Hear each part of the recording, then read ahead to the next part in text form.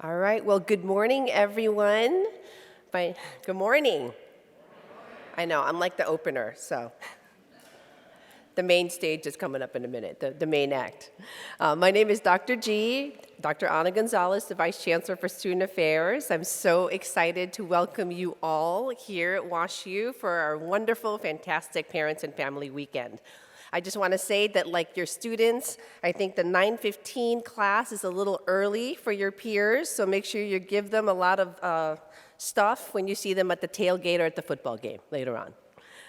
In all seriousness, just as one of my favorite weekends on campus, it is a time when our families come back and be with their students, whether it's their first time that their students have left, our first years, or I've also met some of our senior families who are here as well. Let's see, I got some waves up there. Hopefully, even though your student will be graduating, you're always welcome to come back and visit WashU. You're part of our family. I'm here actually to introduce my boss, the 15th Chancellor of WashU. I think, honestly, he needs no introduction. Chancellor Andrew D. Martin is very present in the lives of your students, whether he is actually here on campus or whether for this past week going around all over the country, really sharing what is happening on campus and what our students and how they're doing and what their great needs are as well. Chancellor Martin goes around, has lunches with students, goes to many events, all the way from football games to performances, and really engages and gets to know our students by their name and by their story. Of course, he is an acclaimed academic as well as administrator, but for you as families and as parents, I know that what's most important is that you have a leader who is always looking out for the best interests of our entire community, which are your students. And I can tell you, as the Vice Chancellor for Student Affairs, that we have the best leader in higher education because I know that he cares about every single one of our students. So with that, I'd like to ask Chancellor Martin to please come up here. As he comes up, I also want to tell you all that you will have opportunities to ask him questions. I believe that my team has given out papers for you to write questions at. And also there's a QR code later. We'll pop that up as he's speaking, so you can actually go ahead and do that and think of questions, and I will be moderating later on. So with that, let's give Chancellor Andrew D. Martin a big round of applause.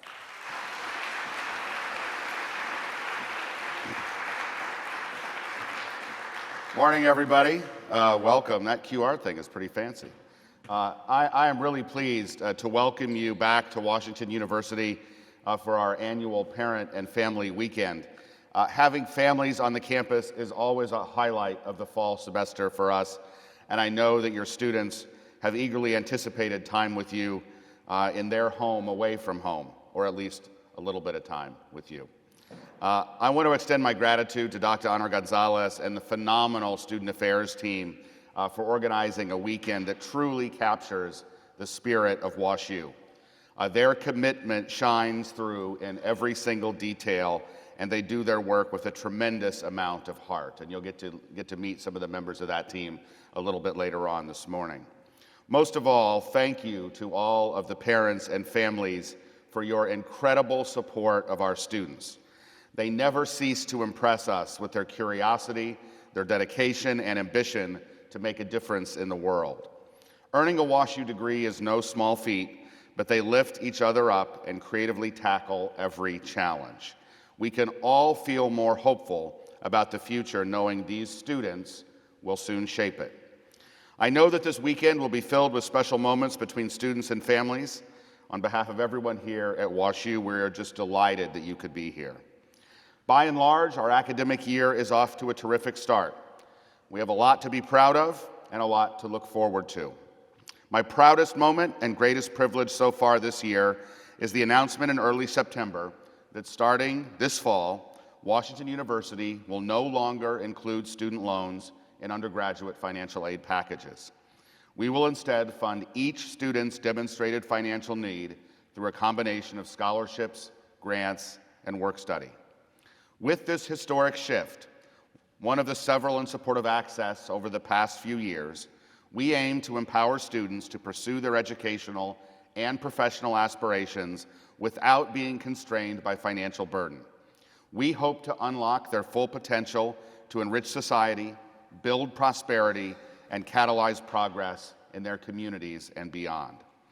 This milestone would not be possible without the generosity of our alumni, friends, and partners, including many of you, who believe wholeheartedly in our students and in our academic mission.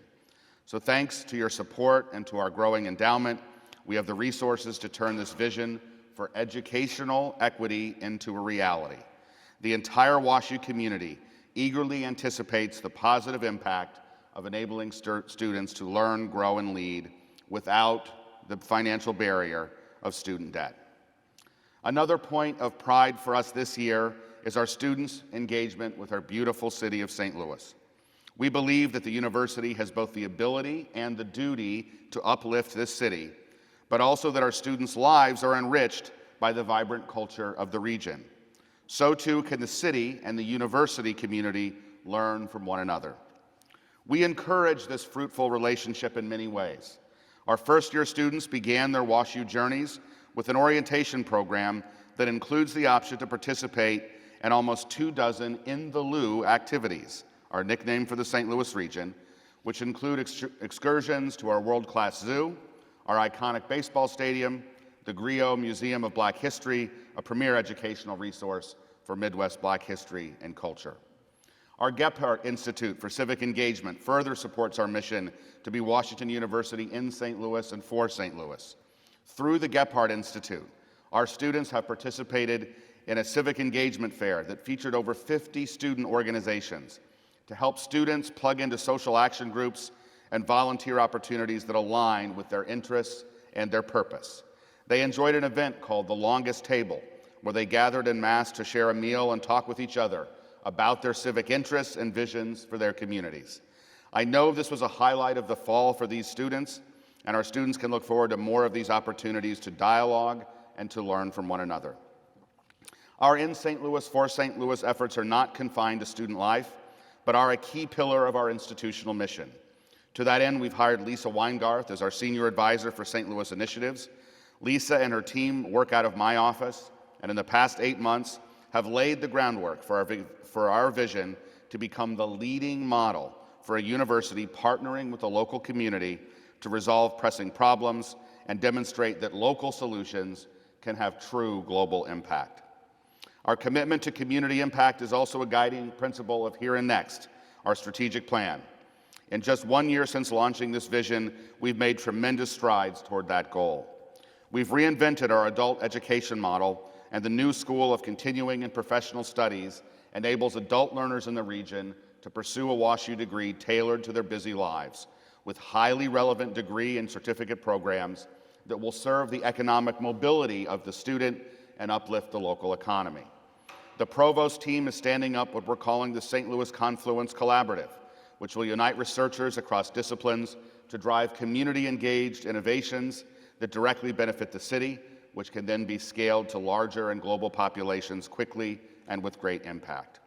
Our first new school in a century will launch next fall. The School of Public Health will be transformative for the region's health outcomes and for students wanting to make an impact in this incredibly important field, including undergraduate students.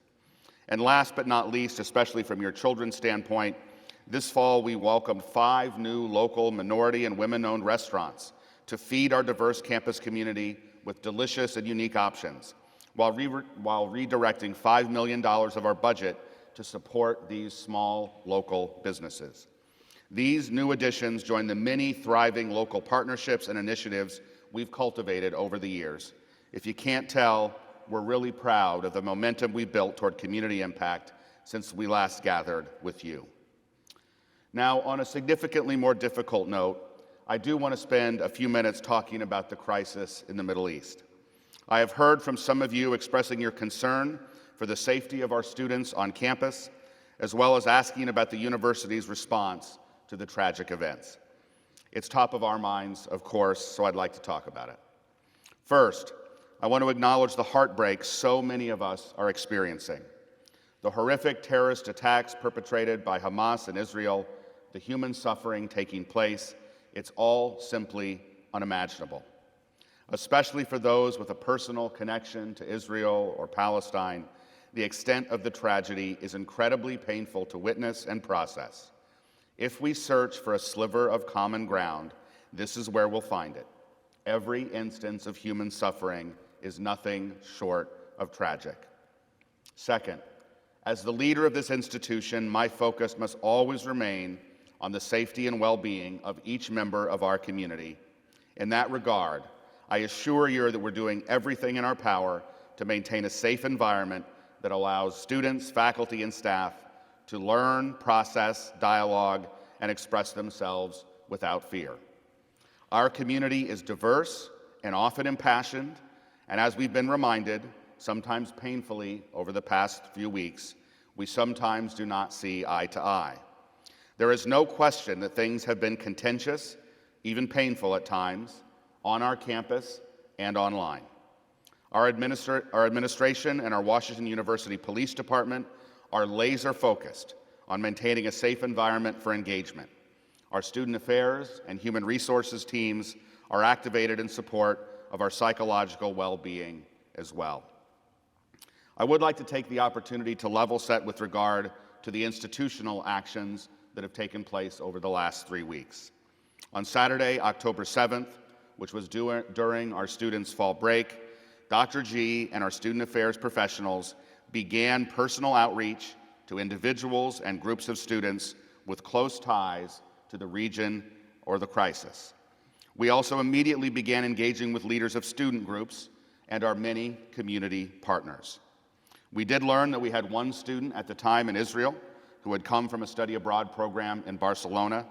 We were able to get her back to Barcelona in just a few days. On Tuesday, October 10th, as students were returning to campus, I sent a message to the community with a full-throated condemnation of the terrorist attacks of Hamas against Israel and expressing heartbreak at the developing humanitarian crisis in Gaza. That statement was shared across the campus. Unfortunately, Student Life did not link to my statement when they first reported it, which led some members of the community, including some parents, to not fully receive the message. The following week, I asked Dr. G to follow up with words of support and encouragement to utilize all of the resources we have in place to ensure that the health and safety of every student is paramount in times such as this. That communication, as many of you know, was proactively shared with our parents. Since then, student groups have chosen to use their freedom of expression, which led me to communicate with the community again on Thursday of this week. It has become clear in the past week or two that some members of the community have fallen significantly short of our values for how we engage with one another on the campus and in virtual spaces. Specifically, we've learned of anti-Semitic phrases being chanted and written on signs, and both anti-Semitic and Islamophobic rhetoric being used by members of our community towards each other in person and in online spaces. I want to be clear. We at Washington University condemn this hateful rhetoric.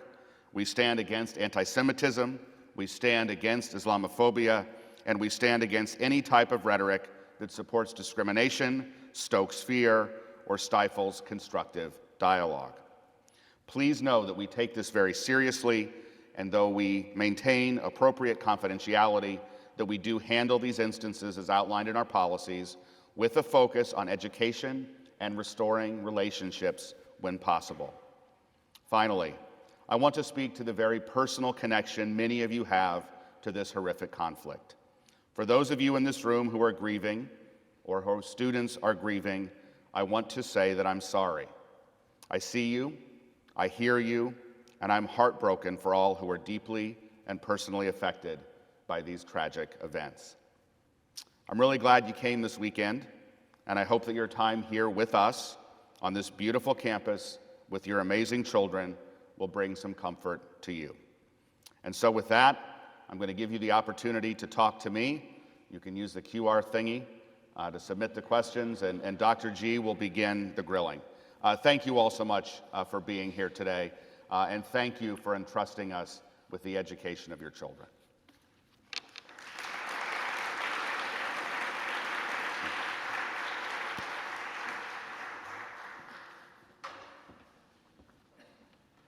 We're gonna, oh, here it is, it's working, great. Thank you, Chancellor. So I'm starting to get questions.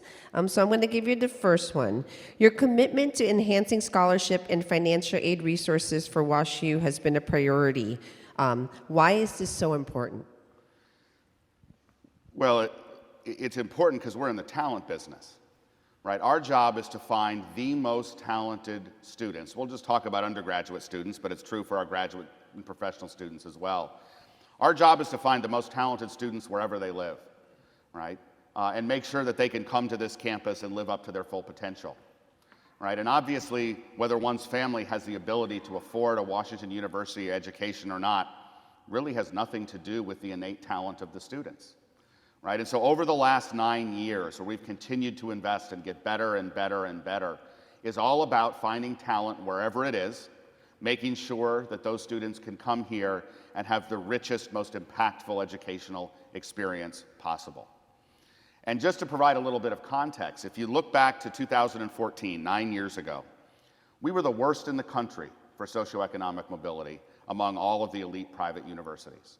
In fact, at that time, only 5% of our entering students were eligible for the Pell Grant. We were the worst in the country.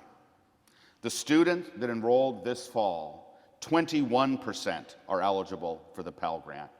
We have moved from the worst in the country to becoming a national leader around student access. And that's all about finding talent wherever it is and making sure that those students can walk through our doors and be successful. And of course, as we've done that, not surprisingly,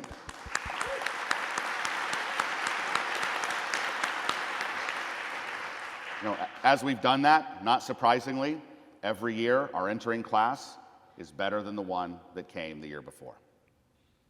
Thank you. So how does the Supreme Court decision on affirmative action affect the university's aspirations for having a diverse student body? Well, so the Supreme Court decision that came down this summer constrains the university in one fundamental way, right? The constraint is that we can no longer consider the race of an applicant as part of our holistic admissions process.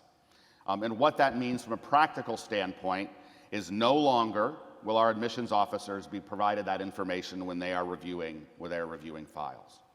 And we know, given experiences in California and Michigan over the last 10 or 15 years, that when these sort of changes happen, that we tend to see a dramatic reduction in the racial diversity of our entering class, right? So that's the constraint. We, of course, are going to abide by the law.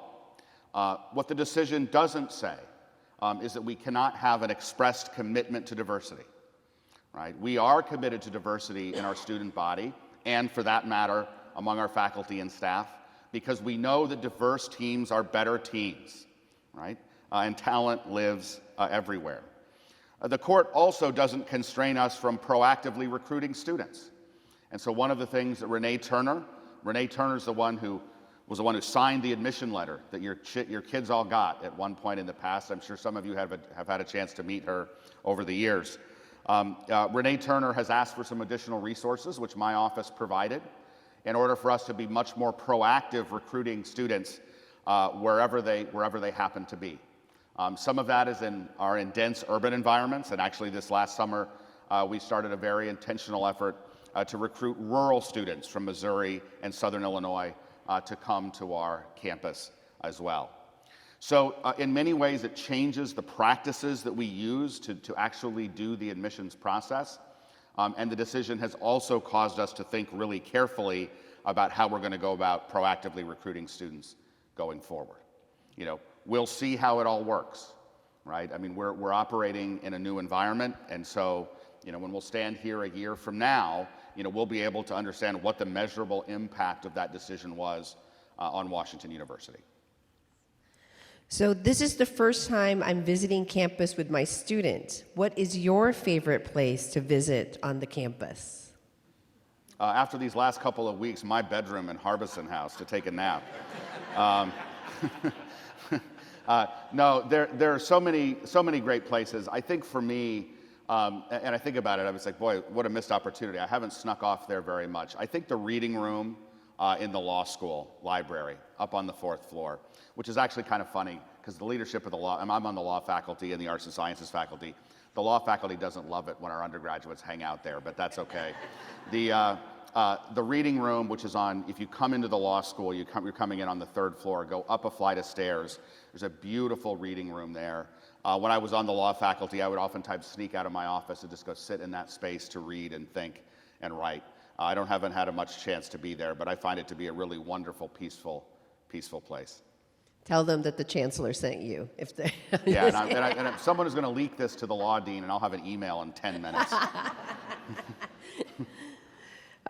Can you provide more clarity about not including loans in future financial aid packages, and how will that impact our students and WashU? Yeah, so from a practical matter, of our first-year students, so the students who just started this fall, we actually piloted this program last year to understand what the impact would be. So none of those first-year students have had to borrow any money for this year or for the rest of their time at Washington University. For current sophomores and juniors who had a federal financial loan in their financial aid package, those will be replaced by grants beginning next fall. Right? So for sophomores, 2 years; for juniors, for 1 year. What does that mean practically? Well, we had a group of students. Those students typically had family incomes between $75,000 and $250,000 a year, who were receiving some financial aid to attend. In the past, we were asking those students to borrow roughly $18,000 to $19,000 over the course of 4 years. Okay? So we were never asking students, you see these horror stories where some of our competitor schools were asking students to borrow $100,000, $200,000 to get an undergraduate degree. That hasn't been happening at Washington University. But nonetheless, these students were graduating with $20,000 of debt. It's not huge, but it's not nothing, right? Going forward, those students are going to graduate with zero debt, right? Which means they're going to have the same opportunity to begin to accumulate wealth that every other one of our students will have. What does that mean in terms of us? Well, of course, we did a pilot because we're a data-driven institution. For those students in that $75,000 to $250,000 range, we yielded 4 percentage points better than we did the year before. And the reason was really simple. These are much more aggressive financial aid packages. We're in a competitive environment, right? And so if we were saying, look, we want you to come to WashU, but you got to borrow $19,000 over the next 4 years. And one of those schools who thinks they can compete with us is saying you can come and you don't have to borrow anything, we were losing, right? And we were able to turn that around with this commitment. And so again, in a sense, we were leaving talent on the table because we weren't able to provide as strong as financial aid packages as possible. And now those packages are possible, and we certainly know through the pilot that we were able to improve the quality of class because of it.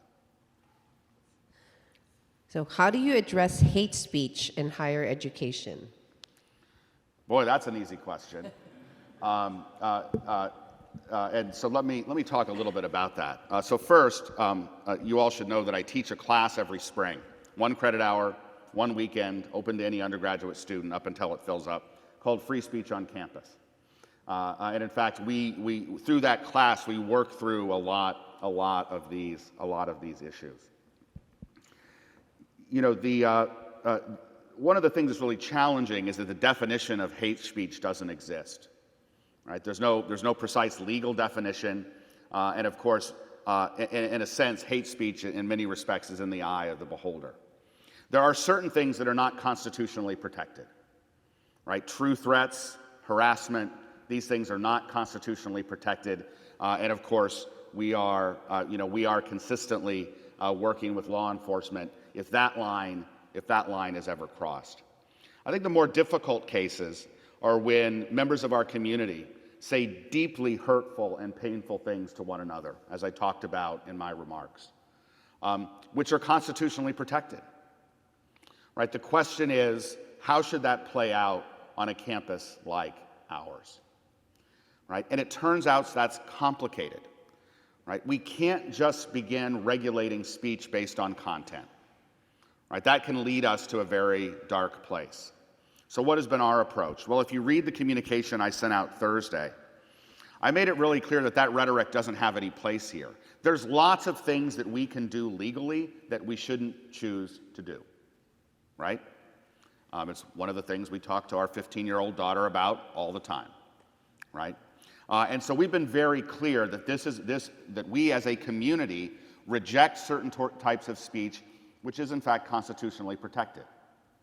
Does that mean that our students are not going to hear those things on this campus? Unfortunately not, right? But we can use those opportunities to try to engage in dialogue and to educate our students. Because even in the most impassioned moment, our students do care about one another and they do care about community. And I can say that Anna and her team do an extraordinary job working with our students in these types of instances. Now, to unpack this a little bit further, as we think back on what's happened on this campus over the last 2 to 3 weeks, you know, there are some easier types of hard interactions and there's the more difficult type of hard interaction. Here's the easy type of hard interaction. We have 2 Washington University students, you know, who say hurtful things to one another. Not an easy, I mean, it's a difficult situation for those students, but we have a team of extraordinary professionals who can work with those students, help educate those students, ideally repair those relationships, and both of those students are going to grow. That's an I mean, from an administration perspective, that's an easy case, and we do that not all the time, but whenever it pops up, we're prepared to manage that. There's another kind of easy situation. Some sort of yahoos want to come onto our campus and start marching around. We are a private university. If we were a public university, our answer would be, come march around the campus, right? But if the Ku Klux Klan or Westboro Baptist or whoever wants to come march around our campus, we can just say no, right? And we've done that. We had an anti-Fauci protest that was supposed to show up at commencement last year, and we wouldn't allow them to come on the campus. We kind of punked them a little bit by moving commencement for the medical school without telling them, but which was kind of nice. But I will note that Forsyth is a public street, right? We don't own the sidewalks, right? So, you know, if some of those yahoos would come and sort of stand out on Forsyth and protest, that's their prerogative. The more difficult case, right, or a situation where members of our community invite people from outside of our community to come to campus and speak. So that happened with 2 of the protests that happened on the campus over the last couple of weeks. And of course, those speakers, using their constitutionally protected rights, would say things that were deeply harmful and painful to members of our community, right? And so the question is how to, you know, what is our role in that situation, right? That's a discussion that I'm having with our Board of Trustees right now. We're not making any changes in our policy. We've been an open campus for well over a century on this land here on what we now call the Danforth campus. But we're working through how we want to be calibrated. We did make one change to our university policy with Anna's leadership. You know, we made the decision that given where our students live on the South 40 and in the Village, that we're just going to say, look, we're going to make those spaces off limits for on-campus protest. We think that's a reasonable time, place, and manner restriction. Of course, you know, we don't actually have to follow the First Amendment because we're a private university, but that's the rubric that we use to think about these things. Those are also easy spaces to secure, but we don't want a student to leave their dormitory to go and get breakfast and have to see something that for them could be deeply troubling. And so we made that decision. At the same time, the rest of the campus is open, and our students have chosen to use that space. My apologies for a dissertation-length response to that question. That was, he gave us all a credit for the class that we took for that. So, and maybe it's a follow-up, but the question just popped up here. What challenges and opportunities do you spend most of your time thinking about as you lead WashU into the coming decade? So, you know, I've been in this job almost 5 years now. You know, we've been thrown a couple of curveballs during that time period. I think at the highest level, the thing that I spend the most time thinking about when I have a spare minute to think has to do with the environment that our students are inheriting, or in a sense, the world that we're going to give them once they graduate and move on with their lives. This is an incredibly fraught time in the global political economy, where we see levels of political polarization in the United States and across the world that we've never seen before. We've seen the destruction of democratic norms here in the United States and across the world. Right? We have a very tense Cold War, in a sense, happening today with China. We have a land war in Eastern Europe for the first time since World War II. And we've had these horrific terrorist attacks in Israel, and who knows what's going to play out in the Middle East in the coming weeks, months, and years. And so our students are young people, right? They don't remember what it was like when Ronald Reagan and Tip O'Neill could go across the street and have a drink and cut a deal to keep the government open and fund major priorities, right? The reality that our students have lived has been, what they're living today is all that they've experienced. They don't know what it's like to be in a situation where political leadership across the globe has mutual respect, right? Has some shared values. And so the question is, how can we empower our students to not only thrive in an incredibly complicated and difficult world, but how can we develop them as leaders so they can repair the world that we're giving them, right? And so as I think about some of the challenges we've had to deal with, think about COVID, think about the reaction to the killing of George Floyd, to think about what's happening on university campuses today around the tragic events in the Middle East, all of them are part of that same theme, right? And we don't have the answers to that question. And of course, everything else is changing as well, artificial intelligence being one of them. This is a very dynamic, uncertain future, right? And so how can we, as an institution, leverage all of the expertise and assets that we have to empower our students to do well in that world? And so I think that's the thing that I'm thinking the most about. Thank you. So this one, I think our athletic director would not like me to say this question, but it was on here. Okay. So the #1 ranked WashU women's soccer team has made the news by not having any goals scored against them this year. Will that streak continue for the rest of the season? Yes. Yes, I'm going to put a lot of pressure on Sydney Connor, our goalkeeper, who has had an unbelievable season, and her colleagues on the defense.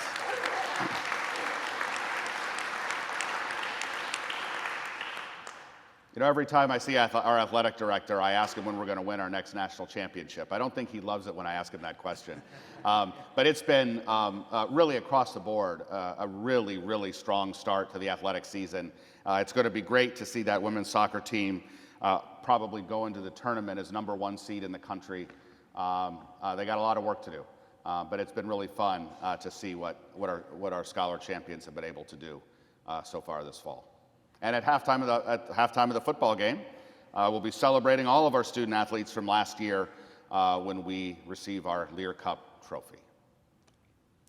All right. So now about buildings, we heard that there's going to be a new arts and sciences buildings. Can you tell us a little bit about that and also other buildings that you may have planned? Yes. So I'll just talk about this campus. If you go to the other side of Forest Park, where the medical school is, we got a lot of stuff going on over there, including a new neuroscience research building, the largest in the country, that we're in the process of moving into right now. So the biggest project that's furthest along is the new Arts and Sciences building. We are just moving into schematic design, and so this is a building we're going to start doing some pre-construction work next summer. It's actually going to be just right over here.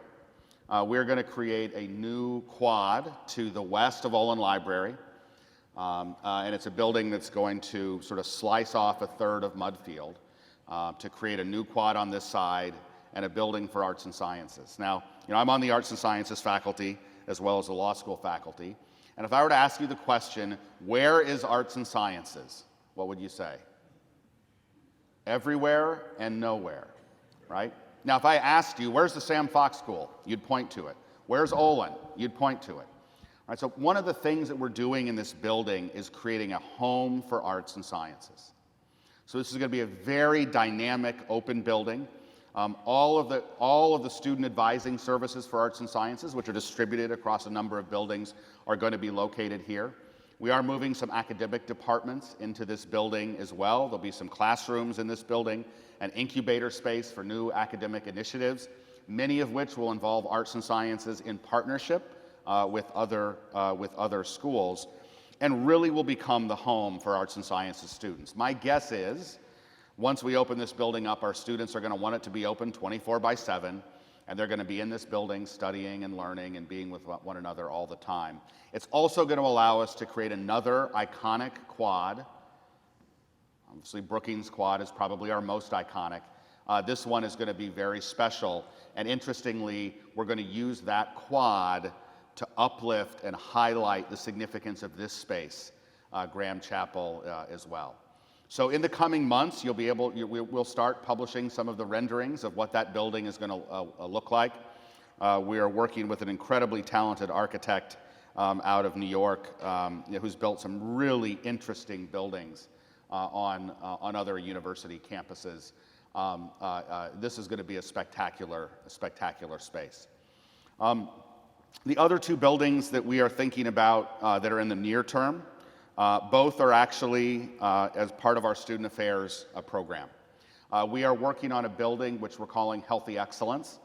This is a building to support all of the leadership that Dr. G and her team have been leading about ensuring that we have the most supportive and healthy environment we can possibly have. This is space that's going to take our Student Health Center from the South 40 and move it to a place that actually will serve all of our students. I mean, only about 3,300 students live on the South 40. We have 12,000 students who live everywhere else. So we're going to relocate that building to the west of the campus. We've chosen an architect. There have been some very interesting spaces built at Duke and UVA that we've looked very closely at. And so that is some new space, which is going to free up some existing spaces on campus for other academic purposes.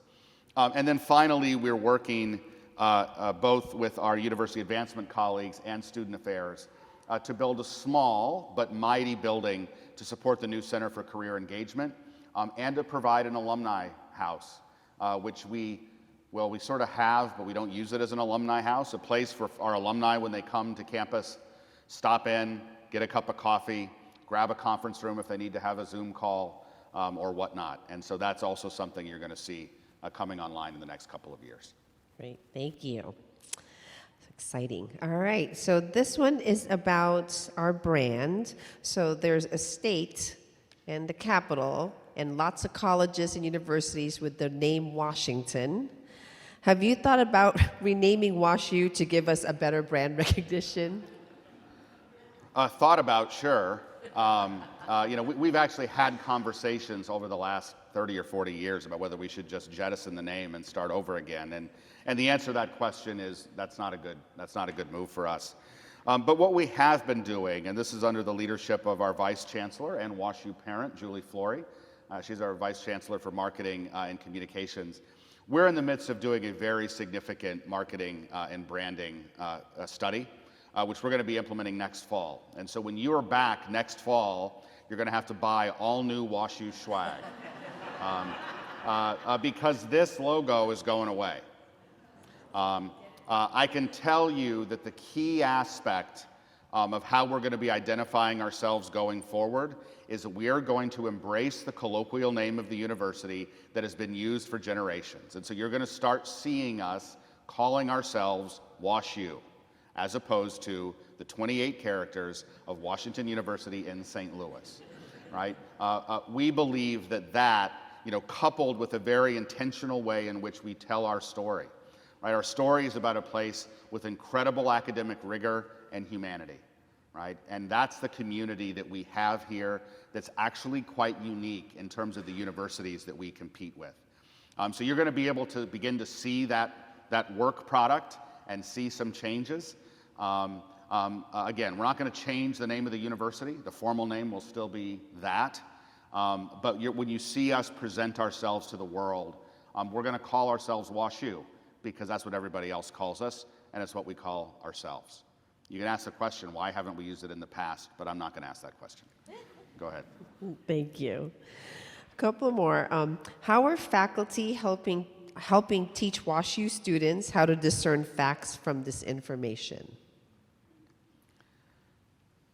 I think that's like what our job is, right? I don't think it really matters what the discipline is. I mean, what we do in the classroom, in a sense, again, at an abstract level, is we teach methodology, and that methodology is different depending on the discipline, right? But the whole purpose of method is how do you take what I would call data. I'm a quantitative social scientist, so this can be interpreted in a number of different ways. But how do you take data and how do you validate the accuracy of those data, and then how do you draw inferences from those data, right?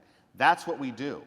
And so whether we're in the humanities classroom reading texts and comparing those texts and analyzing those texts, whether we're getting economic data and trying to figure out what's going on in the world, that's what our job is.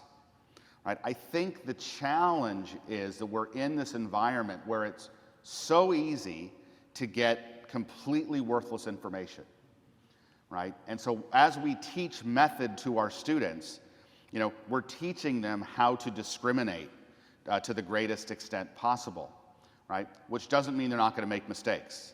It doesn't mean the faculty members aren't going to make mistakes, right? But we are teaching them how to be critical thinkers, right? That's what our job is. Thank you. About 3 more questions. How concerned should we be that WashU dropped in the U.S. News rankings this year? I wouldn't be concerned at all. I mean, look, nothing at the university changed from the day before the rankings came out till the day after the rankings came out. We're still the same place, doing the same thing. We've got an incredible faculty, great students, a supportive staff, and a lot of really exciting things happening. Obviously, I would have liked it if we'd gone up in the rankings, and I can point to other rankings where we did go up, and we're not going to talk about the rankings game. So I wouldn't be worried about it at all. It's going to have no impact for the students that are here. It may affect our ability to recruit further students in the future, but that's okay. We'll get out there and do the work and continue to bring talented students to this campus. One of the things that caused us to drop in the rankings is U.S. News appropriately put a greater focus on socioeconomic mobility. Right? We think socioeconomic mobility is really, really important and have invested a lot. It turns out that the measures that U.S. News is using to measure socioeconomic mobility is lagged somewhere between 6 and 9 years. So in a sense, the university that they're ranking is not the university of today, but the university of 6 or 9 years ago. And as I told you, 9 years ago, we were the worst in the country. So not surprising that we dropped to some extent. As we've emerged as a national leader around student access, right, that's going to be a tailwind to help us push things up in the rankings. But of course, U.S. News changes everything every year, right? Because things have to change. Because if things don't change, they don't sell magazines. Actually, I don't even think they publish a magazine anymore. They don't sell subscriptions to their website, right? So that's how I think about the rankings. So and this question's been asked a lot, so given the growing presence of AI in the workplace and in our personal lives, how is this topic being addressed through the university's curriculum? Yeah, it's been addressed in a number of different ways. So one of the key pillars of the university's Here and Next strategic plan is around digital transformation. And of course, AI is an important part of that. So we are ensuring that we have the infrastructure for all of our faculty across all 8 of our schools to be able to have access to cutting-edge technology that they can deploy in their disciplines. And I can say that our deans have done an extraordinary job having very deep conversations, bringing in partners from around the world to come work with our faculty. We had a great conference earlier, I guess it was very early this academic year, around the intersection of artificial intelligence and design, partnered between the McKelvey School and the Sam Fox School, bringing in some talented folks from Google and other places to really talk about what those opportunities, how can you use generative AI to do different, better type of design work. We're having those conversations all over both of our campuses. It's touching what we do in the clinical spaces as well. So there's a lot going on, and it's clear that we need to prepare our students to enter a world where AI is going to be ubiquitous. We're also having to deal with the rather mundane and somewhat boring, how do you regulate the use of AI in the classroom and so on and so forth. And of course, for students who want to cheat, there's always been creative ways to do that, and this is another one of those opportunities. And we're being really clear about what our expectations are with regard to academic integrity. Thanks. All right. How does the university balance the rigor of a world-class education with the challenges that our students face with anxiety and mental health?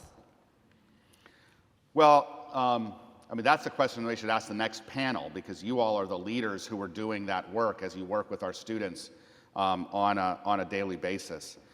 The way that I'd frame it from sort of the executive level is that we articulate as an institutional value the importance of healthy excellence, right? The importance of commitment to one's academic work, commitment to work outside of the classroom, whether that's extracurricular, athletics, or the like, and the importance of taking care of yourself. And that is a message that our students hear from our student affairs professionals from the moment they set foot on this campus. They hear it from me in convocation. They hear it most of the time from our faculty members. But this is something that we have really embraced as central to who we are as a university. That then leads to all sorts of things happening at the programmatic level, and you all can answer that in the next panel. That's a good teaser, so make sure you stay for the next panel. All right, so this is the very last question. You get asked this every year, I feel like. Oh, okay, good. I know, it's a big one. It's the hardest one. I don't remember. I know, well, yeah. Some of our parents probably haven't made dinner plans for their students this evening. Oh. Given that you're a foodie, can you give us some of your favorite places to grab a bite in St. Louis or even close by? So give us some tips. Okay, so I'm going to give some places different than I've done in the past that are a little bit further from campus, because the problem is everything next to campus is totally booked out. So if you want to go to a great Irish pub, John D. McGurk's down in Soulard. Scottish Arms Pub is near the medical school, is excellent. You want fried chicken and a sort of a totally St. Louis experience, go to a place called Hodak's down on Gravois. It's about a 15-minute drive from here. My go-to place, which is pretty close to campus, House of India, right on Delmar and 170. Those would be the places that I'd put on the list right now. I mean, anything right next to campus, forget about it. Already booked up. But those places are far enough away that you might be able to get in. All right. I think that's it. Well, thank you, Chancellor. Any last words for our families before you head off to your next event? I hope you all can make it to the football game and root on not only the football team, but also all of our student athletes at halftime when we'll be awarded the Lear Cup. I'm just so pleased that you chose to be with us today, and so pleased that you've entrusted us with your children. Please know how seriously we take that responsibility. And look forward to working with all of you in the years to come. So thank you, and I hope you have a great rest of your weekend.